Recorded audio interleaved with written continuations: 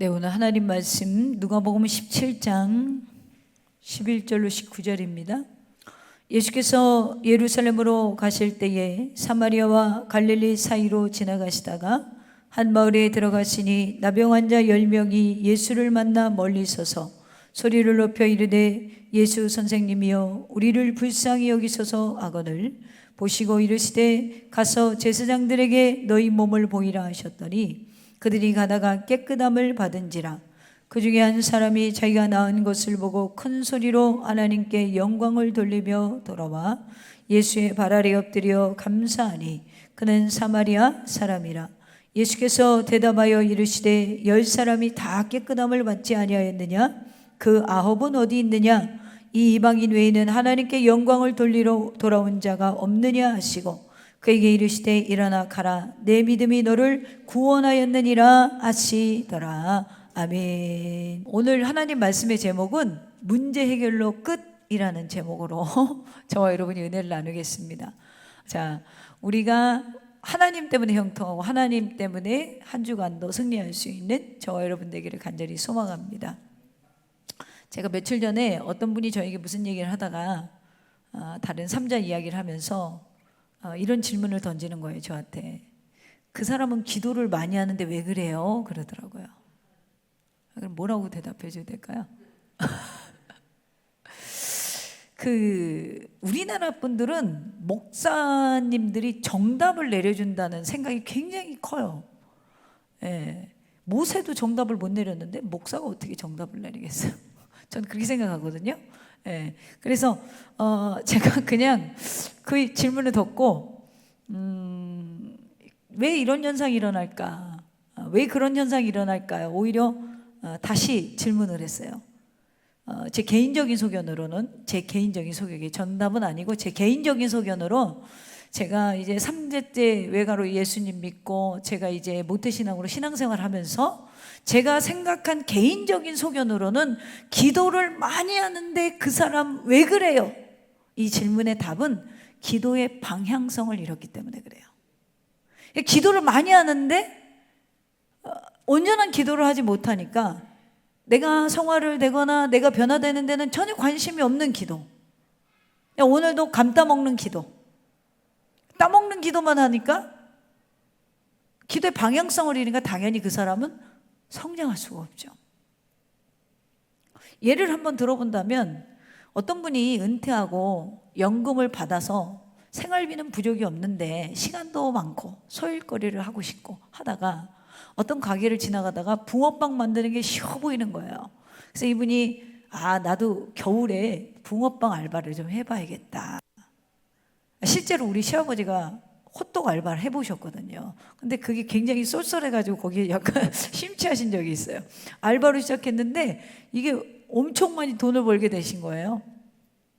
근데 붕어빵을 만들어 파는데 어떤 분이 단순하게 돈을 버는 목적으로 시작을 했다면 손님들을 바라볼 때 다 돈으로 벌 것이고 덤도 덜 줄 것이고 나눔도 없고 오늘 하루 매출에 따라서 기분이 업다운이 되겠죠. 돈을 바라보고 그 일을 한다면.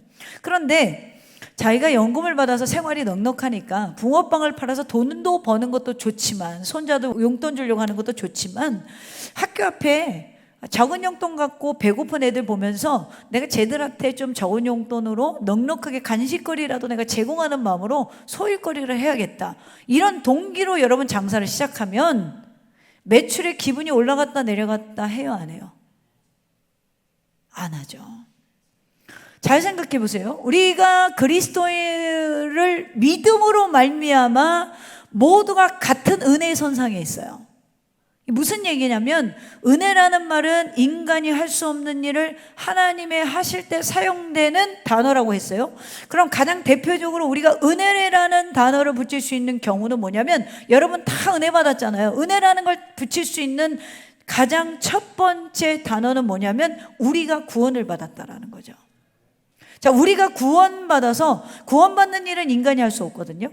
그러니까 구원받는 일은 인간이 할 수 없는 하나님의 절대적인 은혜로만 가능한 거예요. 그러니까 그런 면에서 우리는 모두가 기본적인 연금은 받고 사는 사람들이야. 지금 죽어도 천국에 가니까. 우리 모두가 같은 은혜를 받았고 같은 지점에서 지금 신앙생활을 하고 있는 거예요. 출발이 같단 말이에요. 그런데 어떤 분은 기도응답이 더뎌도 행복한 삶을 살고, 어떤 사람은 기도응답이 더뎌지면 얼굴이 그대로 나타나요. 불만족스럽고 뭔가가 삶이 불평스럽고. 여러분, 제가 이렇게 사람들 많이 보는 제가 일을 하잖아요. 사람이요, 나이가 60쯤 되면 얼굴이 성격의 결과물로 나와요. 할렐루야. 얼굴을 닫으세요. 얼굴이 성격의 결과물이에요. 예민하고 인상을 많이 쓰고 짜증을 많이 낸 사람은 나이가 들수록 얼굴이 무서워. 그러니까 얼굴이 성격의 결과물이 된단 말이에요. 그런데 날마다 웃고 감사하고 찬양하는 사람들 얼굴 보면 어때요? 못생겨도 아름다워. 판이 못생겼는데 내부모가 나를 못생기게 놨는데도 주름도 아름다워요. 할렐루야. 저는 우리 더생교회 성도들이 날이 갈수록 아름다워지기를 주님의 이름으로 축원합니다. 제가 오늘 나누고 싶은 얘기가 뭐냐면 신앙의 방향성이에요. 방향성. 우리가 구원받는 은혜의 동일한 선상에서 신앙생활 하면서 이 땅에 사는 날 동안에 어떤 방향성을 가지고 사는 건 굉장히 중요한 문제예요. 똑같은 영광을 받아서 우리가 생활하고 있잖아요. 구원받은 생활을 하고 있단 말이에요. 근데 방향성은 다 다른 거예요. 오늘 본문에 보면 어떤 마을을 지나가시는데 나병 환자 10명이 있었대요. 그 중에 이들이 10명이 예수님께 긍휼을 베풀어 달라고 외치니까 주님이 고쳐주셨어요. 고쳐주셨다는 말은 제사장에 가서 보이라. 이 말은 레위기 10장 10절에 보면 제사장은 정결과 부정을 분별하는 책임이 있는 사람이에요. 그래서 나병이 걸리면 나병이 걸렸다 판결도 제사장이 하고, 나병이 나았다 판결도 제사장이 해요. 왜냐하면 나병이라는 건 부정한 병이었고 하나님으로부터 저주를 받았다는 상징적인 어떤 질병이거든요. 그러니까 이 사람이 나았다라는 판결을 받아야 어디로 가냐면 일상으로 가고 집으로 갈 수가 있어요. 그 전에는 따로 격리돼서 쉽게 말하면 생활을 했단 말이에요. 그러면 이제 나병이 부정한 병이었기 때문에 따로 어떤 고울을 이루고 살아갔던 사람들 중에 10명이 예수님을 바라보고 긍휼을 베풀어 달라 해서, 불쌍히 여겨 달라 해서, 야, 제사장에 가서 보이라. 그래서 보여서 이 사람들이 가족에게 일상으로 돌아갈 수가 있게 됩니다. 자, 이 이야기를 오늘 본문이 하고 있어요. 그런데 한 사람만 예수께 와서 감사와 영광을 돌렸다 그래요. 10명이 고침을 받았는데 한 명만 돌아왔다는 거예요. 자, 이 본문을 가지고 제가 만약에 설교회를 전도의 방향성을 가지고 원고를 만들었다면 여러분 10명을 전도했을 때 한 명밖에 남지 않아도 실망하지 마십시오. 주님이 또 돌아온 사람이 이방인이니까 이때부터 이방인에게 구원의 문이 열렸으니 여러분도 실망하지 말고 우리가 봤을 때 가능성 없는 자들에게 가서 복음을 전하십시오. 이렇게 방향성을 잡아서 설교 원고를 쓸 수가 있겠죠. 그런데 또 어떤 목사님이 조금 사심이 있어가지고 오늘 본문에 예수께 돌아와서 감사를 돌린다. 옛날 성경에 보면은 사례를 하니 이렇게 돼 있거든요. 사례를 하니 이렇게 돼 있어요. 그러면 사례를 했다 그러니까 여러분들은 사례를 해야 감기가 낫습니다. 이렇게 설교할 수도 있는 거예요. 방향성을 어떻게 잡느냐에 따라 웃는 얘기가 아니라 이렇게 설교하는 사람이 많았어요. 할렐루야. 이렇게 설교하는 사람 많았어요. 그걸 또 이용당해가지고 금리까지 뺏어냈잖아. 우리나라 사람들이. 참 그때 예수님 안 만난 거를 참 감사해야 돼. 자, 그렇게 방향성을 잡으면 또 헌신과 봉사로 갈 수가 있어요. 그럼 저는 오늘 뭘 얘기하고 싶다 그랬어요? 신앙의 방향성에 대해서 이야기하고 싶다 그랬잖아요. 자, 치유의 기적을 맛본 사람들이 10명 있는데 9사람은 사라지고 한 사람만이 자신의 병을 고쳐주신 하나님께 영광을 돌리고 예수님 앞에 찾아와 감사를 드릴 때 비로소 주님이 19절에 뭐라고 그러냐면 내 믿음이 너를 구원하였느니라. 그러면 저는 예수님이 이 기적을 베푼 의도가 우리의 신앙의 방향성이 돼야 된다라고 봐요. 그럼 예수님이 이 기적을 베푼 이유가 뭘까? 그래서 제목이 뭐예요? 문제 해결로 끝? 질병만 고치면 끝일까요? 이 사람들을 육신의 질병에서 해방시키고 싶어서 예수님이 10명이나 되는 나병 환자를 고치셨을까요? 오늘 본문에 말씀하시는 예수님의 가르침으로 어떻게 우리의 신앙의 방향성을 바로 세우면서 우리가 살아가야 하는지 저는 여러분들에게 귀한 깨달음이 있기를 주님의 이름으로 축원합니다. 첫째는 예수님의 관심은요, 치유를 통한 복음 전파예요. 할렐루야. 예수님은 각성과 고을을 두루 다니시면서 가르치시고 전파하시고 치유 사역을 하셨어요. 그런데 이 모든 사역은 하나님 나라를 소개하기 위함이었다라는 거예요. 여러분, 예수님이 이 땅에 와서 가장 많이 한 설교의 내용이 뭐라고 그랬어요? 하나님 나라예요. 그러니까 하나님이 뭘 가르쳤겠어요? 하나님 나라를 가르쳤죠. 하나님이 뭘 전파했겠어요? 하나님 나라를 전파했겠죠. 그러면 치유 사역은 뭘까요? 치유 사역을 통해서 천국을 맛보라는 거예요. 천국에는 질병이 없어요. 고통과 슬픔이 없어요. 아픔이 없어요. 거기는 결전날이 없어. 할렐루야.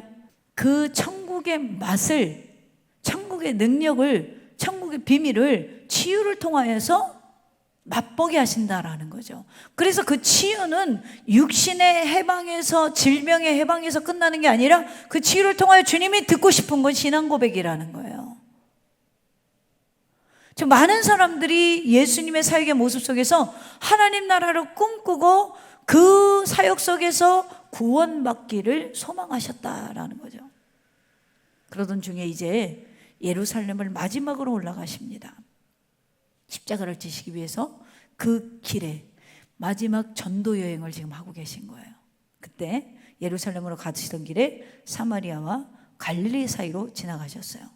예수님 당시 이스라엘은 요단강 서북편에서 남쪽으로, 북에서 남쪽으로 갈릴리였고, 갈릴리가 위쪽이죠. 그리고 사마리아, 유다 이런 식으로 배치가 되어 있기 때문에 사마리아와 갈릴리 사이로 예루살렘으로 유대인이 간다라는 말은 실제 길의 배치와는 맞지 않아요.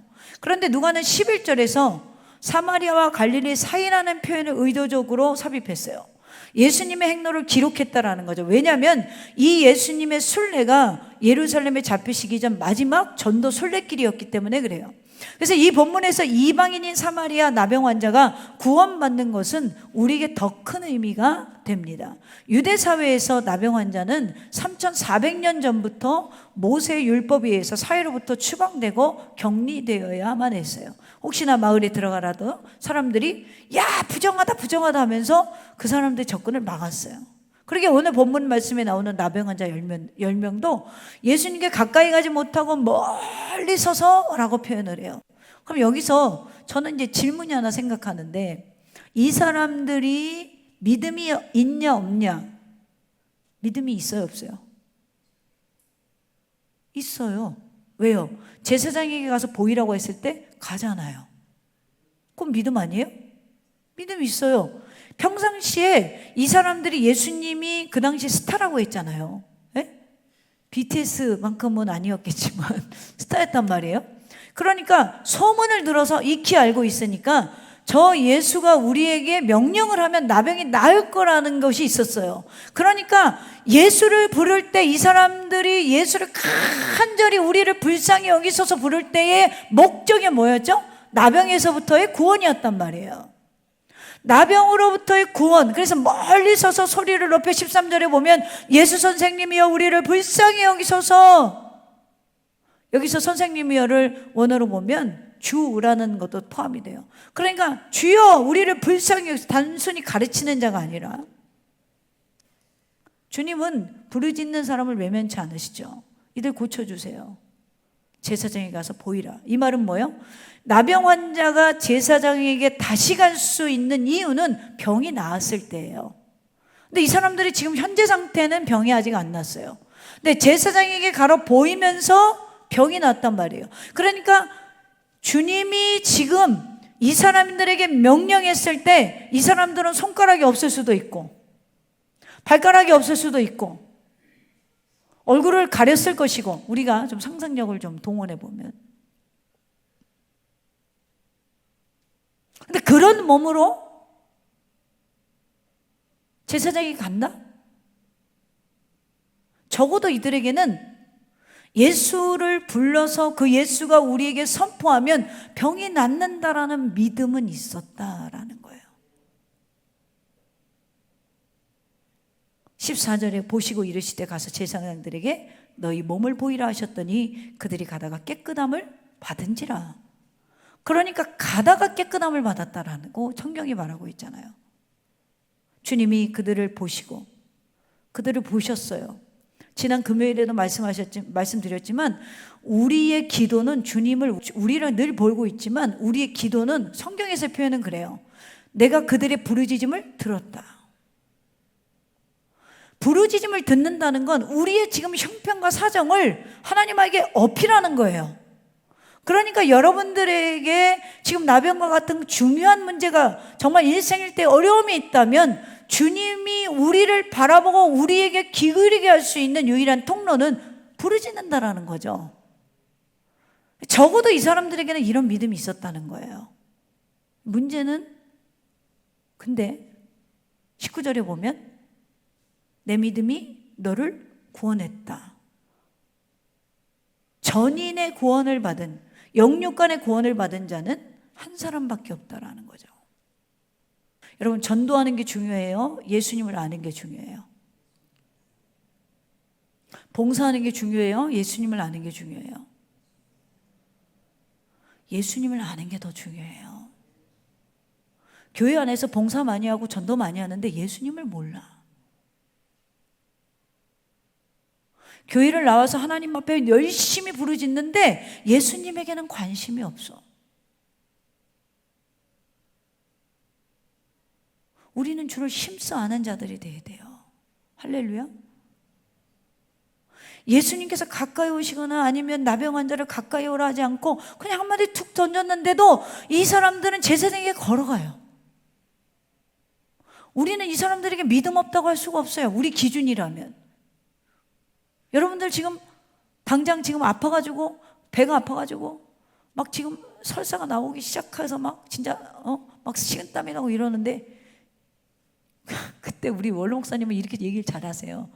기저귀를 차고서라도 교회를 나가야 돼. 할렐루야. 기저귀를 차고 교회를 나오면 뭐 하냐고. 기도를 그렇게 많이 해도 안 바뀌는데. 할렐루야. 기저귀를 차고 하면 설사병이 멈춥니다 라고 누군가 여러분들에게 말하면 그럴 거예요? 근데 대부분 사람들이 그런 믿음이 있어요, 없어요? 없어요. 그러니까 이 도망간 사라진 9명의 나병 환자를 우리가 뭐라고 할 수 있어, 없어? 없어요. 왜요? 이들은 나름 믿음이 있었다니까요. 믿으니까 예수께로 나왔겠죠. 믿으니까 제사장에게로 가다가 고침을 받았겠죠. 10명의 나병 환자가 생각해 보세요. 뒤뚱거리면서 뭉개진 그 몸으로 제사장에게 가는 거예요. 이 장면까지는 너무 멋진 거야. 너무 멋져. 제사장에게 너희 몸을 보이라. 무슨 의도인지 알아요. 우리 몸이 깨끗해졌다라는 근거거든요. 확신을 가지고 순종하면서 뭉그러진 발로 이끌고 제사장에게로 걸어갑니다. 사랑하는 더셈의 가족 여러분, 이 장면까지 보면 기적은 순종으로부터 시작된다는 말이 꼭 맞습니다. 여러분들이 천국의 능력을 맛보려면 순종할 때 일어난다라는 거죠. 그런데 우리가 잊지 말아야 되는 건 뭐냐면 나병 환자를 고쳐주는 주님의 이유가 뭐야라는 거예요. 주님은 그들의 질병보다 영혼에 관심이 더 있어요. 우리가 신앙생활을 하면서 여러분의 관심사가 뭐냐는 거예요. 돈, 건강, 우리 자녀들이 잘 되는 거 당연히 필요하죠. 근데 우리의 관심사가 다 육에만 있고 영적인 면에 없다면 여러분들은 죄송하지만 신앙생활을 지금 반쪽밖에 못 하시는 거예요. 내 영혼을 다듬는 거에 관심을 가져야 돼요. 많은 어떤 권사님이 밤마다 기도하세요. 제가 아는 권사님이 그 하루 종일 바닷가 가서 새벽부터 일하고 낮에는 밭일 하시고 저녁에는 기도해요. 그렇게 열심히 해서 자녀들이 정말 상상할 수 없이 잘 됐어요. 자녀들 중에 대학교 나온 사람이 없는데 상상할 수 없이 잘 됐어요. 그분이 어느 날 그런 말을 해요. 예수 믿는 사람은 성격도 없어요? 예수 믿는 사람은 성격도 없어요는 우리 입장에서의 표현이고, 성경에서는 예수 믿는 사람은 성격이 있어요, 없어요? 네? 없어요. 나는 죽고 내가 안에 사시는 것은 예수 그리스도. 내가 이제 육체 가운데 사는 것은 그 하나님이 보내신 아들을 믿는 믿음 가운데 사는 거라고 그러잖아요. 제가 하는 얘기가 아니고 성경이 하는 얘기예요. 그러니까 하나님이 이런 사람을 내게 붙여주신 이유, 하나님이 이런 상황을 나에게 주신 이유, 여기서 우리는 늘 뭘 찾아야 되냐면 우리 영혼을 좀 관리해야 된다는 거죠. 제가 어저께 일부러 하루 종일 아무것도 안 했어요. 왜 그러냐면 주 6일 동안 제가 바빴어요. 주일부터 금요일까지 6일 동안 계속 바빴어요. 그래서 제가 금요일 같은 경우는 신방에 했죠. 저녁에 금요철에 했죠. 또 성도들 안수해 줬죠. 그러고 나서 토요일 날 아침에 딱 눈 뜨면 몸이 코끼리가 한 3번 밟고 간 것 같거든요. 그러면 나가서 제가 뭘 해도 되지만 안 해요. 이 교회에서 전도사님 전도하고 애들 가르치는데 나와 봐야지 정상이지만 안 나와요. 왜 안 나오냐면 컨디션을 조절하는 거예요. 오늘 왜요? 주일날 온 에너지를 다 쏟아야 되니까 에너지 충전을 하는 거죠. 목소리부터. 그래도 회복이 늦으니까. 그러면 적어도 저에게 있어서 가장 중요한 사역은 말씀을 전하는 사역이란 말이에요. 그러니까 이걸 놓고는 다른 걸 하는 게 아니라 이걸 하고 다른 걸 해야 되는 거예요. 순서가 바뀌면 안 된다는 거예요. 그러니까 우리가 여러분 뭘 지향하냐에 따라서 우리 행동이 바뀐다는 걸 지금 이야기하는 거예요. 우리가 신앙생활 하면서 육도 중요하지만 영적인 일에 관심을 가져야 된다는 거죠. 그 관심을 가지기 시작하면 우리가 어떻게 되냐면 성화되기 시작돼요. 우리가 변화되기 시작해요. 우리가 잊지 말아야 되는 것, 예수가 병을 고쳐주신 이유는 여기서 영원히 그들이 여기서 구원을 받고 천국에서 함께 살자라는 거죠. 할렐루야. 그러므로 치유사역은 우리가 환경에서 질병으로부터 마귀로부터 그리고 우리가 영혼구원으로부터 치유가 일어나야 돼. 이 전인 치유가 다 일어나야 돼. 한쪽만 치유하는 게 아니란 말이에요. 여러분, 오늘 예수님께서 병든 자를 고친 이유는 그들에게 구원의 문을 두드리신 거예요. 여러분, 신앙의 방향성을 땅에 두지 말고 천국에 두셔야 돼요. 그런 온전한 방향성이 세워지기를 주님의 이름으로 축원합니다. 두 번째로 오늘 본문에 보면 예수님의 관심은 나병에 있지 않고 예수님의 관심은 죄사함에 있으세요. 우리 인생의 죄의 문제에 대해서 해결하기를 원하신다라는 거죠. 17절 보겠습니다. 예수께서 대답하여 이르시되 10사람이 다 깨끗함을 받지 아니하였느냐? 그 9은 어디 있느냐? 예수님의 마음이 여기서 답답함을 느낍니까? 안 느낍니까? 느껴지잖아요. 9은 어디 갔느냐? 9은 어디 갔느냐? 9명은 나병으로 인해 받았던 고통에서 벗어난 기쁨으로부터 룰루랄라 일상생활로 돌아갔어요. 그런데 이들이 왜 지금 저주의 상징이었던 나병에서 자신들이 치유를 받았는지는 궁금하지 않아. 고친 게 땡큐베리 감사. 예수님에 대해서 궁금하지 않아. 여러분, 우리 시대도 별반 다르지 않다라는 거죠. 우리 모두는 나병 환자처럼 천국과는 단절된 삶, 하나님 모르는 삶을 살았어요. 그러다가 주님을 만나서 나병 치료받은 것처럼, 이 10명이 다 질병으로부터 구원받은 것처럼 우리 영혼이 구원받았습니다. 할렐루야. 이제는 절박할 때 주님께 소리 높여서 불쌍히 여기소서 부르짖으면 주님이 우리를 주목하는 하나님의 자녀가 되었어요. 그런데 말이죠, 여러분은 예수님께 얼마나 관심이 있냐는 거예요. 오늘도 내가 왜 아침에 눈이 떠지고 내 심장이 뛰게 하시고 오늘도 왜 나를 존재케 하시는지 관심이 얼마나 있냐는 거예요. 우리가 누군가에게 큰 호의를 받게 되면 그때부터는 그 삶을 좋게 봅니다. 궁금해져요. 그런데 우리는 예수님의 핏값으로 산 몸이 되었는데도 예수님에게 관심이 없는 거예요. 그분이 내가 무엇을 해야 좋아하는지에는 관심이 없어요. 그냥 내가 하고 싶은 거, 내 방법, 내 의견을 좀 들으시고 내 기도를 좀 들으시고 내가 원하는 걸 들어주는 예수님. 나병 환자 10명 중에 1명이 감사한 것과 나머지 9명은 그렇지 못했던 일은 단순히 병 고침 받은 후 감사한 사람과 감사하지 않은 사람에 대한 이야기만 하려고 하는 게 아니에요. 이 사건이 보여주는 상징적인 의미는 구원자이신 예수님께서 이 땅에 오심으로 구원의 길을 모든 사람이 제안을 받았다라는 거예요. 그 누가 문을 두드려, 그 누가 문을 두드려, 다 두드린다는 거죠.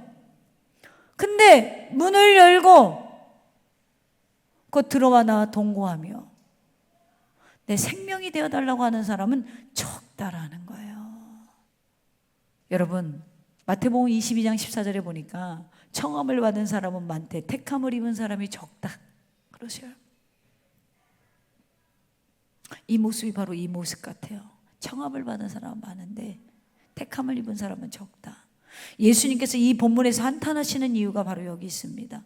9은 주님을 만나 육체적인 문제의 해결을 받았지만 영적인 문제 해결을 받지 못했어요. 그래서 본문은 기적의 초점이 아니라 믿음과 구원이 연관되어 있음을 주께서 지금 알려주고 있는 거예요. 주님은 우리를 사랑하기에 우리가 죄사함 받고 영원한 천국에 들어가기를 원하신다라는 거죠. 오늘 18절에 이 이방인, 여기 이방인에 해당하는 헬라어 알로게네스를 직역하면 다른 혈통, 다른 종족을 말해요. 이방인은 사마리아 사람을 말했겠죠. 이방인은 주님께 엎드려 감사와 경배를 드림으로 하나님께 영광을 돌리고 그 믿음으로 육체 고침뿐 아니라 영혼의 구원을 받는 은혜를 입었습니다. 시편 50편 23절에 보니까 감사로 제사를 드리는 자가 나를 영화롭게 하나니 그 행위를 옳게 하는 자에게 내가 하나님의 구원을 보이리라. 할렐루야.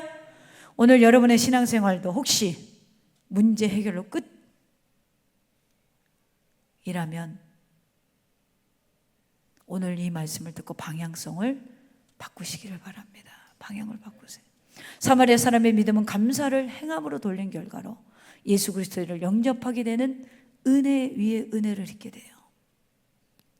19절, 그에게 이르시되 일어나 가라, 내 믿음이 너를 구원하였느니라. 여러분, 우리라고 안전하지 않아요.